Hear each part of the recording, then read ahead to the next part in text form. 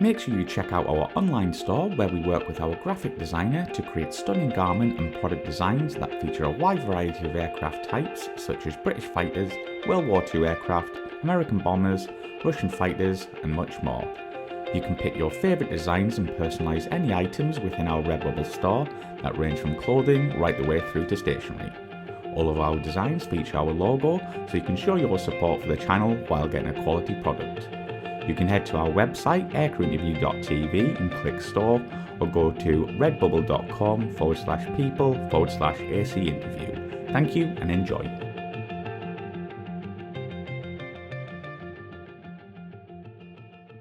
I've been fascinated with the MiG-19 for a while now because it's an aircraft I didn't really know about, so it's going to be great to talk to you about this. But I want to know how you got posted to the MiG-19. Okay, so continuing from number 19 squadron in Karachi, where I was my first squadron, and so after a while, after maybe a year or so, in 1970, late 70, early 71, I got posted to another squadron in what is now Bangladesh in Dhaka, and just before our 71 war started. So on F-86s again. So I was in Dhaka. And there was no war. There's a lot of tension going on. I loved it over there. But for some reason, after flying the F-86 over there, which I was really enjoying it, I'd just been there maybe 8 months or 9 months in Bangladesh, then East Pakistan, that I got transferred onto the MiG-19. So I was very happy about that. So the MiG-19 at that time was an awesome airplane. You know, it's a fantastic airplane. The other airplanes we had, the high performance airplane was the 104s. We had a handful of 104s that were still flying, F-104s, the starfighters. Mm-hmm. And so I got transferred onto the MiG-19 on our fighter town, our crack base, Sargodha. And my squadron was number 23 squadron, which I have great memories of, and that's where I trained to fly the MiG-19 and stayed there for about 3 years, a little over 3 years. Yeah, so, what were your first thoughts of the aircraft? Because the first time I saw it, there's so many things coming off it, and it's almost like an ugly duckling, but I love it because it's like an ugly duckling, if that makes sense. Maybe you'd love it as like an aesthetical thing, but I don't look at it and say that's a beauty, but it looks pretty cool. I think that's the appeal of the MiG-19's looks, like that it looks like a beast. It does. It is really a beast. It is a beast, and when you look at it, you know, for it to go Mach 1. Almost 1.4, 1.35 or something, in level flight, it do that, and so it's raw brute force. Aerodynamically, when you look at it, it doesn't look like a supersonic airplane. And it's got, things sticking out here and there. So it's a beast to look at, and it's a beast to fly. But a beautiful beast if you can tame the beast. It's a fantastic airplane. And, the thing is that it's the appearance is very crude. So is the cockpit. Old technology. The cockpit has big switches like, household switches, the whole row of switches here and there. The instrumentation was all what you'd consider after the F-86, the T-33, completely out of whack, because you'd find that the artificial horizon is a small one. The clock is a huge, big one. I mean, who needs that? And so, it was all kind of, used to surprise us. But you got used to it pretty quick. The other big quirky difference when I got onto the MiGs is it had all pneumatics more than hydraulics. So like the brakes, the wheel brakes was not in the feet as what is used to. It was in the hand, in the joystick. So there was this thing sticking out on the joystick, and you push that, and you push the rudder in. It's go. Right. It made all these pneumatic sounds, and they have to return on the ground to taxi. So these are the joystick or the control column it sat pretty high compared to the 86 or the T-33 or the Mirage or something, and it sat pretty high. That needed getting used to it. What the hell is that? But you got used to it. Hmm. So what was the initial role of the 19 with the Pakistan Air Force? It is a multi-role airplane we're using it for because it's very high performance, climb rate and high performance. And also because of its massive 330 millimeter cannons, and we had modified it to carry also the sidewinders, the AIM 9s. So we used it for air superiority, for close air patrols, and also for fighter sweeps, and also for air to ground. Because air to ground with these three massive cannons, it was a very effective tank killer or against softer targets like trucks or even bridges and all. Very, very good gun. So we used it multi-role. Mm-hmm. Yeah. And I'm really interested in this. Your training on the aircraft. What was it like coming from a Western aircraft onto, a Soviet-Russian aircraft? Was there a big difference, or I don't know, a difficulty getting to learn to the systems? And were they in Russian, everything, or was it in your own language? It's in Chinese. So all our MiGs were Chinese made. So they were Russian designed airplanes, Soviet designed airplanes, and they were all manufactured in China. So it was difficult. It was, I'm sure the first PF pilots who converted onto the MiGs, which was maybe 2 years before I went onto the MiGs, they must have had a hard task because all the manuals, all the checklists and everything was in Chinese. Oh, wow. So they had to translate it through some Chinese, or even the briefings and all they must have got in China when they went to pick up the airplanes from Xinjiang was through interpreters. So they must have had a very hard time converting onto the MiGs. And but by the time we got on there, the manuals were translated in English, the checklists were translated in English. The instruments, the difference was now we are in kph, kilometers per hour, and the fuel gauges and everything. So we had to get used to that. Other than that, you got used to the cockpit environment. It wasn't too much, but then the whole the pneumatic system, like I'm telling you about the pneumatic brakes and stuff like that, that needed a bit of getting used to. We started to fly when I started to fly the MiG-19. Before that, they put us on the MiG-15. We had dual-seater MiG-15. We used to call them the U-MiGs, which had a lot of similarity. Instrumentation all was same as the 19s, and of course, much lesser performance. So that was a big help. That was with a dual-seater instructor. Absolutely. And I definitely want to talk about your first flight. What was it like having Afterburner for the first time? Awesome. That's really fantastic. So once we did, I forget now, but 10 or 15 hours on the U-MiG, the MiG-15 dual-seater. Then we went to the MiG-19. And again, like on the F-6, we used to do a high-speed taxi on the runway with the instructor. And then in the first flight, again, would be a solo flight with the instructor on a chase airplane, which, I still marvel. I never did that as an instructor on the fighters, but I think that probably as an instructor must have been the most difficult job, to have a young guy in a high-performance airplane for the first time, and now you're chasing him, you're flying your own airplane, and you're looking at him and telling him, and then to guide him down and make him land the first time.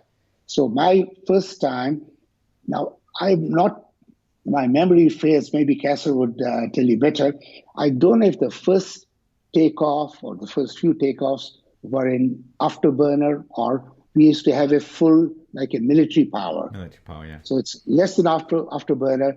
So you open full power, and then I think the nozzles, I don't know, maybe I'm mixing up with the Mirage or something. Anyway, it was, you could take off without the afterburners too. Okay, So, right. I don't know. I'll probably stand corrected later on, but I don't know if you could do that only on a clean MiG-19 or even with the drop tanks. We normally flew with the drop tanks because the clean airplane had very, very little fuel, so you couldn't stay up very long. So the first afterburner ride that I did, and I don't know if it's the first one or the subsequent one, but I remember that you opened power on the brakes, and when you couldn't hold the brakes anymore because the power was so much, you released the power and you were cutting the afterburners. That was, you could hear it in the cockpit, you could feel it's just this lurch forward, and there's nothing I've seen after that like that. Even the Mirage was a hardly noticeable acceleration. Mirage being quite a underpowered airplane compared to the F-6 or the MiG-19. But this was decidedly, and then later on, once I was more experienced, we used to do functional check flights after maintenance, and that used to be usually a clean airplane. And that was an amazing experience. And I used to always volunteer to do those because you could, when you release brakes on a clean airplane, MiG-19, and you cut in the afterburners, and within a very short distance, you were at your unstick speed, and you had to pick the nose up, and you could just pick the nose up, get the gaze up, and keep rotating, almost vertical. Wow. And you're talking of initial rate of climb of in excess of 30,000 feet a minute. At that time, an airplane built in the mid-50s, excess of 30,000 feet a minute. Most airplanes can't descend that fast, and this beast used to be going up that fast. Of course, now F-16s and all these, it's a piece of cake for them, but when you consider the raw looks of the airplane, so it's brute force that used to make it do that. And how old were you at this point on your first flight on the MiG-19? MiG-19, my first flight was in 1970. And I was born in 49, so you do the maths, 21. 21? Wow, no, wow. 21 years old. What was I doing at 21? Certainly not that. And see, that's what fascinates me. You know, like I find myself so fortunate.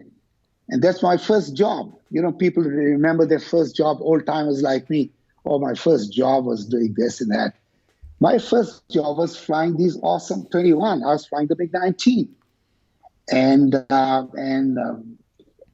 a combat airplane in a combat environment in the best squadron in the Air Force, elite squadron, number 23. So it is like, you know, that whole memory in my mind is like a absolute dream, and I still relive it every day. It's fantastic. Absolutely.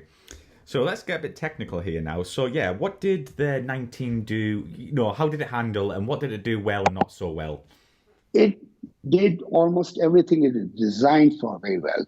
So the Soviets had designed it as a point interceptor, that they would use it without the drop tanks.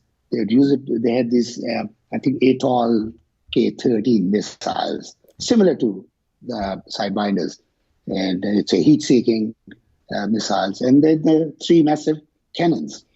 So the Soviets had designed it for a point interceptor, get up very quick, this unbelievable rate of climb up high, hit the enemy bombers, and get down quick. Yeah. So for that, it was perfect. Mm-hmm. We didn't use it like that. We always flew it normally with the drop tanks, which brought the performance down considerably, but still an awesome performance. So what it did very, very well was air-to-ground work with a limited range. The radius of action was not much, but we used to fly it in a kind of high-low profile, even during the 1971 war, which I flew a lot air-to-ground stuff. So we used to keep as high as possible to extend the range. Then before the enemy radars could pick us up, we would get in low, do our stuff, and exit and get up high as soon as possible so that you can get back to base. Handling, after the 86, you found that it needed more inputs, more control inputs on the rudder. And you definitely needed the rudder on the MiG-19. In case of point is, it had a very high sweep back. I think around 57 degrees on the leading edge. That was a very high sweep back.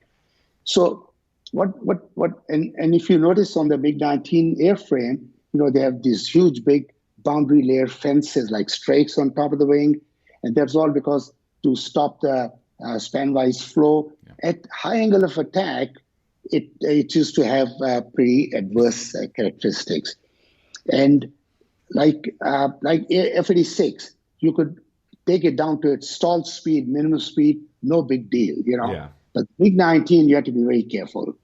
If you're close to your max angle of attack at low speed, even with full power or even with afterburners, you had to be very careful with the ailerons.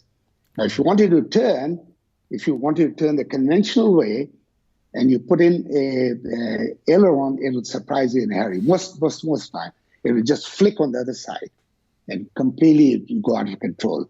So you had to nurse it with very little input of the aileron, but nurse it with the rudders. And pilots who managed to learn that, master that, got to know to fly the F-6 to the limits. Yeah. So that was one adverse thing. A lot of people, we had in our Air Force also some accidents turning base. If you're coming into land, young inexperienced pilots, if they let the speed drop, you could flick it and there'd be no room for recovery then. So Tahir, you mentioned you flew in the 71 war. Can you tell us about your contribution or what happened with your flying career in this conflict?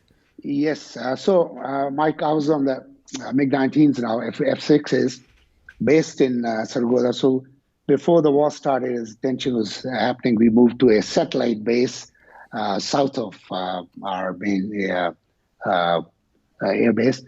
And we are the only squadron over there. So it's a bit of a forward base to the border. So our role was on the number 23 squadron was basically first few days of the war, just close air patrol, air superiority in our area, defensive, and then some air-to-ground support with the Army. There was big tank battles going on the border. So I flew about 8 or 9 missions doing ground support, hitting enemy tanks. So we used to do that. It was again a high-low profile, carry 3 massive guns, 30 millimeter cannons, which I tell you the shell was a big shell. It's like fat as your arm, and you could when you fired the 3 guns. It's so fantastic. It's rock the airplane, just shake everything. The gun sight would be moving around. You could smell the cordite in the cockpit. It's beautiful, beautiful sound and smell of the 3 guns firing. And then we had rockets under the wings. We had the old Chinese 57 millimeter rockets, and we had locally modified to 68 millimeter rockets also. And then we had 2 missiles, which we normally always couldn't carry on the air-to-ground. So I did a lot of these air-to-ground stuff, hitting enemy tanks, and that was very exciting. So we used to go at a high-low profile, pull up there, and attack the enemy tanks. And usually a tank battle is a very, very dusty and kind of chaotic thing. To be, you can hardly differentiate the enemy tanks from your own. They all look alike. So you have to be very careful doing that. Very exciting. And you always, a young fighter pilot, you press in the attack very close. You're told, please do not come any closer than the prescribed range because you can be hit by your own ricochet of your own bullets bouncing off the thing. But all that goes out of the window with you in actual situation. Is too exciting. So one time when I was pulling off just over hitting a enemy tank with the guns, strafing it, and my airplane just rocked and I just kind of dipped the wing, nearly hit the ground, came back. I thought I'd been hit by the attack. There was a lot of attack firing. And actually it was just that I pressed my attack too close and I must have hit the leader's jet wash who was just pulling out of the dive. So fortunately, nothing happened. So that was basically what I did, air to ground. Exciting stuff, hitting enemy tanks or trucks or what opportunity targets. We hit a railway station one time, destroyed their goods train, which was very exciting too. Good stuff. But then there was, we were looking up for an air-to-air encounter, which everybody fighter pilot looks up to. And I didn't get any of that, except for one time, and I'll quickly relate the story. We were running it to hit the tanks in the early morning over this border area. And as the leader called, you come to an initial point, and from there you run into your target.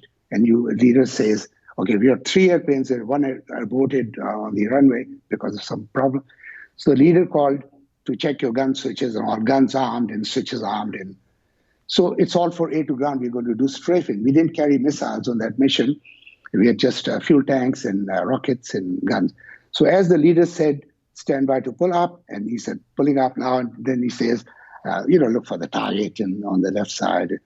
So as we were about to pull up, and I'm number 3, and I look up and I saw these 2, at that time I didn't know, it's 2 enemy airplanes turning away from me. And they were also doing air-to-air attacks on our tanks. And I just got, our briefing is you maintain formation integrity, you call out the enemy airplanes and keep the leader's tail clear and let him engage the airplanes, the enemy airplanes. All that went out of the window. I was so excited, the adrenaline pumping.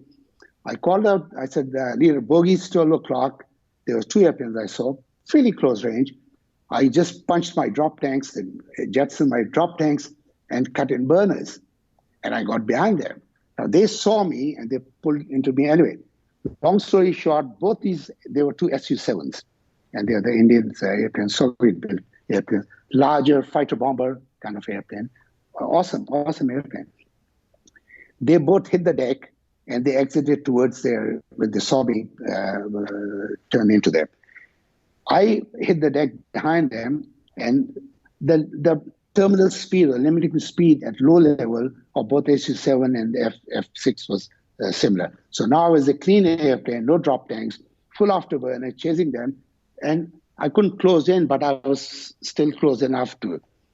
So, and they're both going straight and level, very low level, treetop level, and I'm right behind them.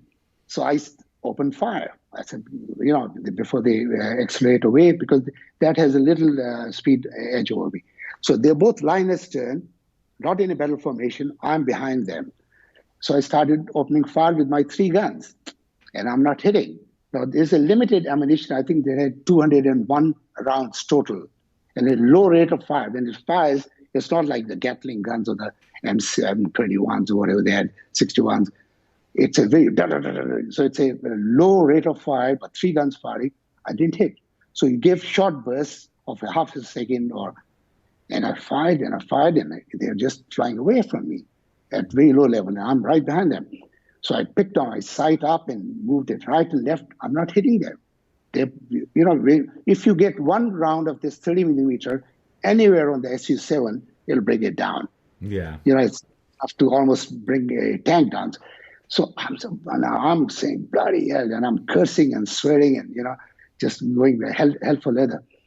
I didn't hit them. Ran out full total ammunition, what we call Winchester. My leader called me, where are you? And then I said, I'm chasing these guys. And then I called him out. I said, leader, I'm Winchester, and I'm heading back. So I broke off from this. By now, we were well into enemy territory. And we are seeing trucks and buses and whatever pass very flash by. So I started to climb up because I have no choice to get back. I'm a clean airplane, no extra fuel. I barely managed it back to my base. And after I touched down on the runway, my left engine flamed out because of fuel starvation. So I just made it very... So anyway, landed. I complained. I was furious. I told my squadron commander, I said, these guns are not harmonized. I was very close. He said, calm down. He said, let's look at your cine, the gun camera film. So the whole squadron in the underground bunker, they put on my film. And I said, look at that. See these airplanes, these 2 big airplanes, Su-7s, and I'm firing and I'm not hitting. So my squadron commander said, just hold it here. He said, do you see the gun sight moving? And when he said, I said, no. I said, oh my God. Yeah. I had forgotten to uncage the sight. It's a air to ground mode, and I'd forgotten in the excitement to uncage it and get in the air to air mode. So that's my big goof up. We're going to move on here to here. So how many hours did you get on the MiG-19? I don't have my logbook with me, Mike, and it's back in Pakistan now, but I think close to 400 hours, Wow. which was substantial. In those days, we used to fly a lot. We used to, even on fighter squadrons, unlike, I believe, later on with the Air Force didn't fly as much for other reasons. But we used to fly a lot, sometimes 2 flights a day, sometimes even 3 flights a day. Short flights, typical MiG-19 flight would be, I would say, between 45 minutes to an hour 5, an hour 10 minutes if you're doing high-level stuff. But low-level stuff, strikes or air combat, even burners, the fuel goes down very, very quick. Absolutely. So Tahir, you also went on to the Mirage 3 and 5, I believe. Can you tell us what it was like to fly, and did you enjoy your time on it? I love the Mirage also. I love each airplane I have for you, Mike. So, it might be a repetition, but somehow I enjoyed all of them. Of course, the Mirage at that time was very new to the Pakistan Air Force. It was a very high-performance airplane, Mark II plus airplane. Beautiful aesthetics when you look at it, especially after the MiG-19 to look at. Love the airplane, fantastic airplane. We had a dual-seater Mirage also, which I trained on. Different systems, French systems, but I love the airplane. It's fantastic. We had it as a multi-role airplane again. It's a night interceptor, day interceptor, and so beautiful airplane. Loved it. So how long did you spend in the Air Force, and what did you fly after your Air Force career? Yes, Mike, I was in the Air Force 2 years of training, basic training in the academy, and then 9 years I was as a commissioned officer in the Air Force. For some personal reasons, I had to very reluctantly, much against my own personal desire, I had to leave the Air Force. So I left the Pakistan Air Force. I joined in 66, January. I left in mid-76, the Air Force. And then I went on to a short stint as a instructor in a flying club in Karachi, a few months only, on the Cessnas and Aztecs and stuff. And then I ended up flying corporate in Saudi Arabia. My first job corporate was in Saudi Arabia. And since then, that was in 1977, late 77, that I started flying in Saudi Arabia, corporate. Since then, all my life, till the time I've retired just in 2019. So all these years, it's been corporate flying, all kinds of corporate jets from the smallest Sabreliners. I started with Sabreliners, Learjets, up to the 767, Boeing 767. Wow. And so a whole lot of corporate airplanes, yes, different parts of the world. Wow, that must have been amazing.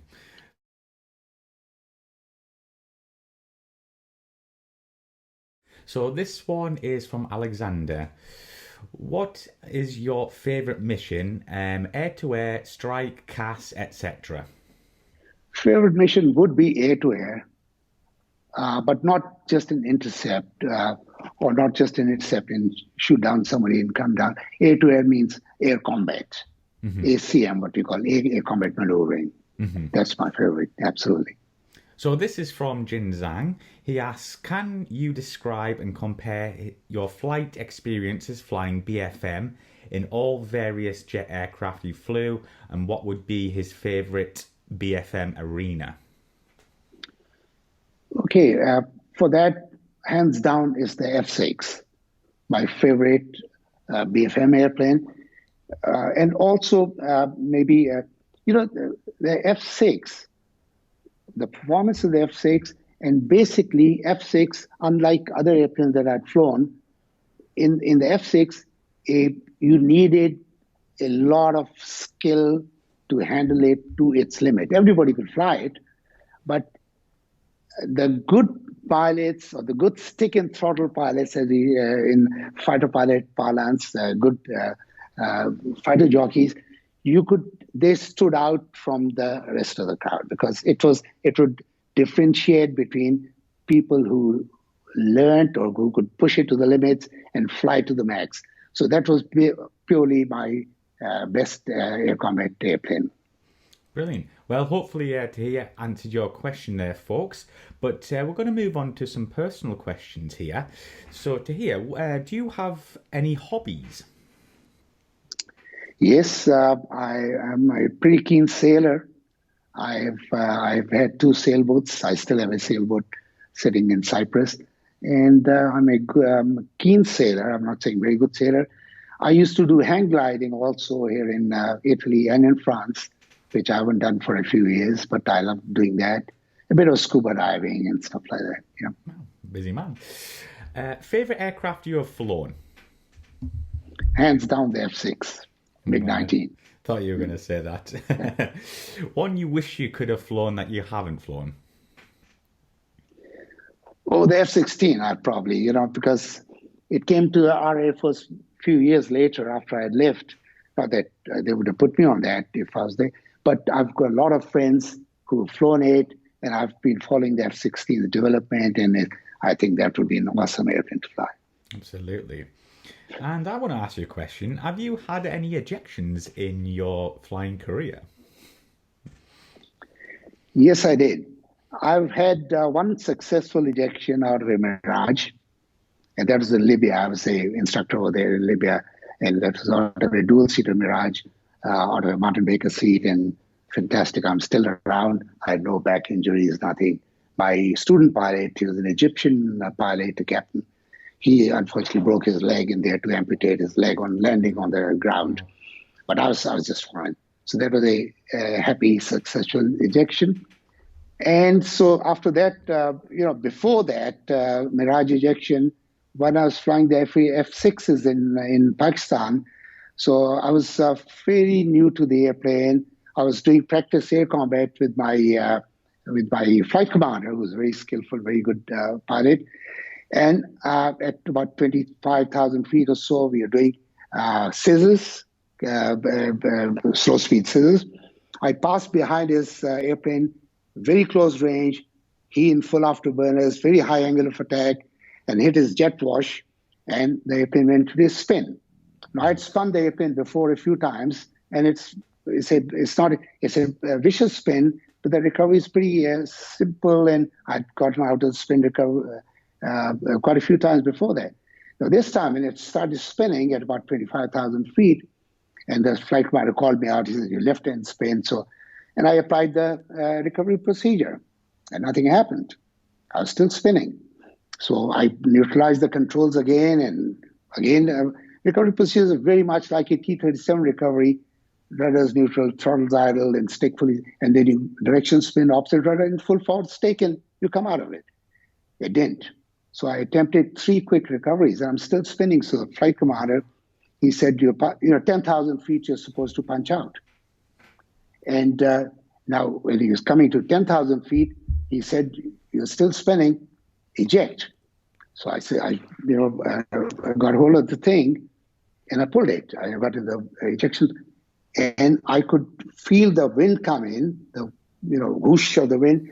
And in training, they tell us it seems like a lifetime once a canopy fires and the seat fires. So just stay in that ejection posture. It'll break your neck when it fires. So I'm sitting there, and now, the seat's not going anywhere. It's definitely more than 1 second, and I can feel the wind come in.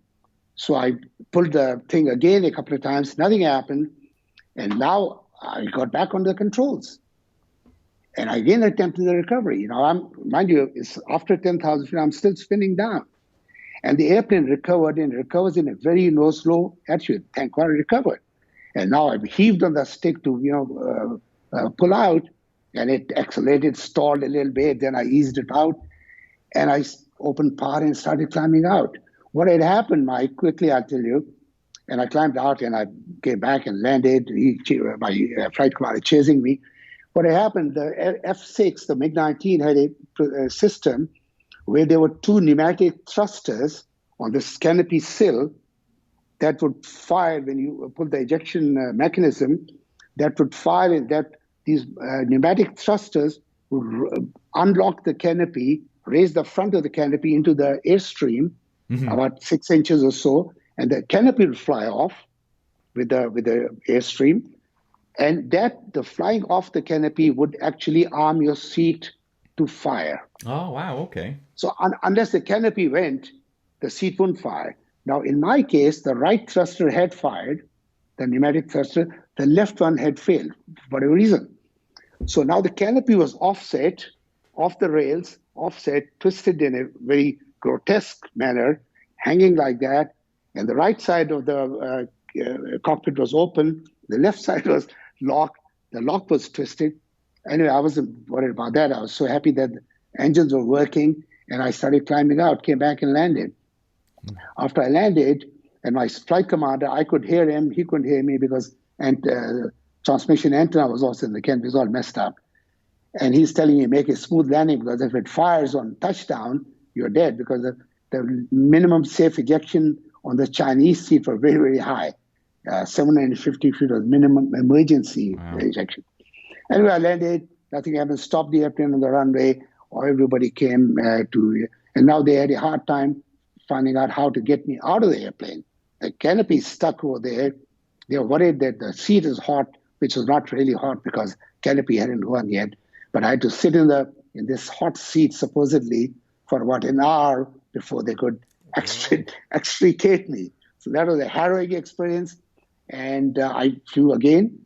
After that, I asked my flight squadron commander after a couple of days when I recovered from this thing that I'd like to go up and spin the airplane again so that I get it out of my system. Yeah. And I did that.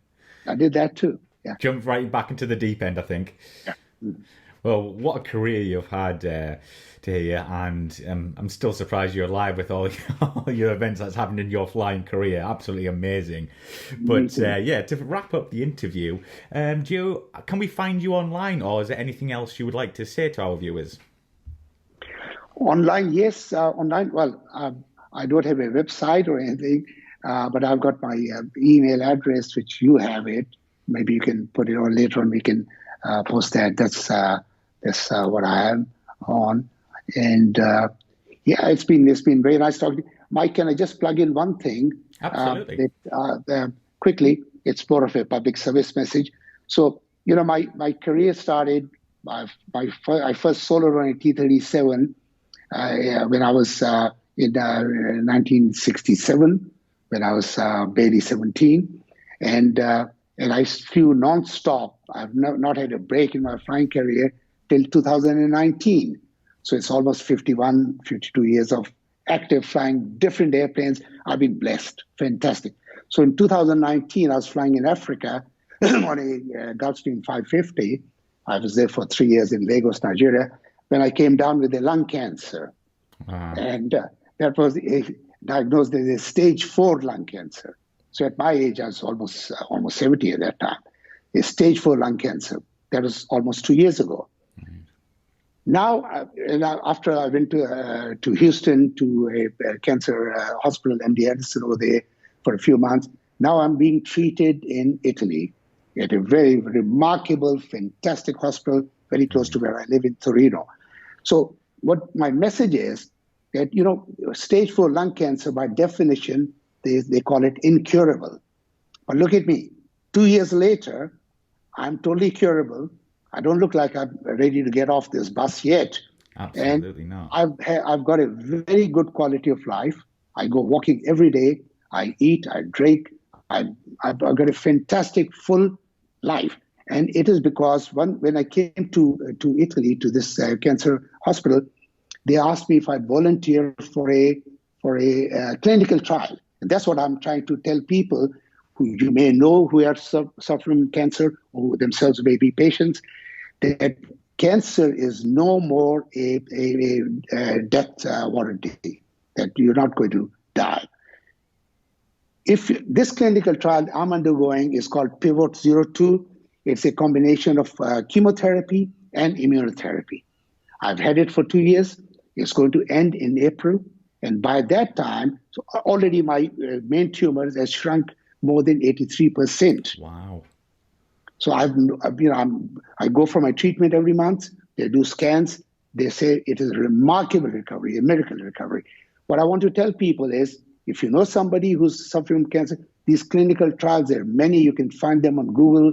There are many clinical trials being run by some pharma companies. But the moral of the story is, you get cancer, it is not the end of your life. Live happily, get on with it, keep a positive attitude, keep active. I walk every day 10 kilometers in a big forest that's close to my house here. And so there is life after cancer. So that's why my message, and stay upbeat, you'll beat it.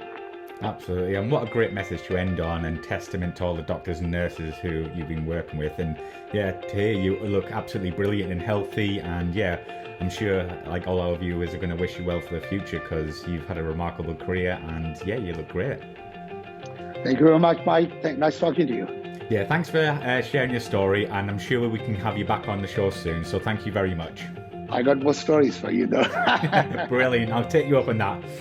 Cheers, Mike. Cheers. Bye.